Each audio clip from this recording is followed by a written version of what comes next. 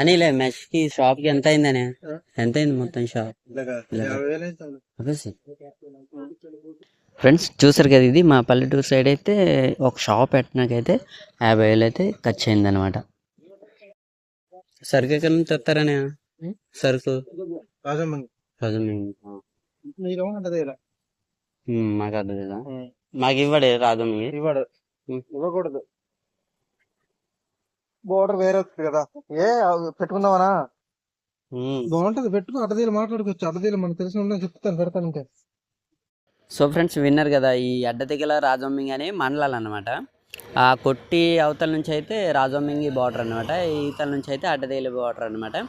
అందుకని ఆ మాట అయితే అన్నాడు అనమాట. నాకైతే ఎప్పటి నుంచో ఈ కిరాణా షాపు పెట్టుకోవాలని చాలా అంటే చాలా ఆశ ఉంది, ఏదైనా బిజినెస్ చేయాలని చాలా ఆశ ఉంది అనమాట.